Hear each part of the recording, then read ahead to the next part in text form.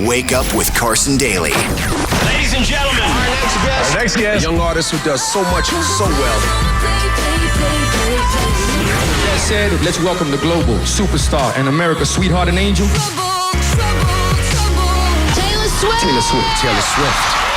LA's new 97.1 AMP Radio. Carson Daly, producer Angie. Today's a big day. Taylor Swift's got the brand new release of 1989, and she joins us on the phone. Hey, Taylor. Hi. How are you? I'm really good. How are you doing? I'm doing good. You must feel like a breath of fresh air finally to have this record coming out. I know that you were running around the country and in the world just sort of secretly playing people tracks, but finally the record's out. What are you most excited about? I'm most excited about people picking their favorites and kind of the discovery of it. Like, I go online and I'll look at my my fans on Tumblr and Instagram and Twitter and see what they're saying. And that's the most exciting thing is hearing kind of their observations, because I've worked on this album for 2 years and it's like Christmas morning. How have you, 2-year process for you making this? How has it been so different from you? Because the music obviously just sounds like, classic Taylor Swift in a lot of ways, but a big departure in other ways. I definitely think it's a departure, and that was something that happened pretty naturally over years. I've always played around with pop sensibility, but this was the first time I really went for it. And it was so exhilarating as a songwriter to have kind of a new landscape to explore. I couldn't be more excited. 1989 is the name of the album, and you were young. That was a great time in music. Most music was making the transition from analog recording to digital. Of course, you had the new wave movement, rock, hip hop it was a very special time. What do you know about that decade of music, and how did it influence 1989? Well, what I was really inspired by was kind of the experimental nature of music and fashion and pop culture. It seemed like everybody was kind of rebelling against what was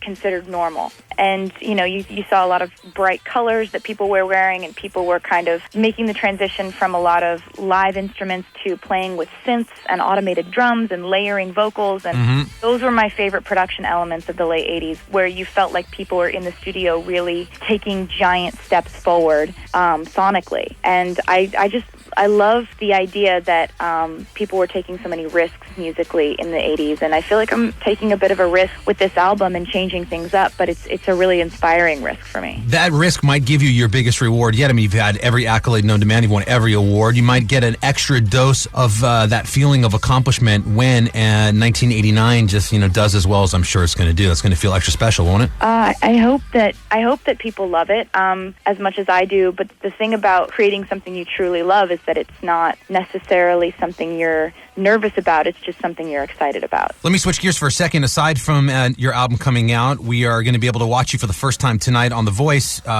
We were thankful that you decided to say yes to being our key advisor, but how was that experience? And should I apologize for Blake Shelton now? Was he okay? He was fine. I can handle him. Okay, I figured that. You guys had some history, I'm sure, right? Or is that just a... Oh, yeah, absolutely. We were going to the same country award shows for years and years and years. Okay. And you kind of get used to his humor after a while.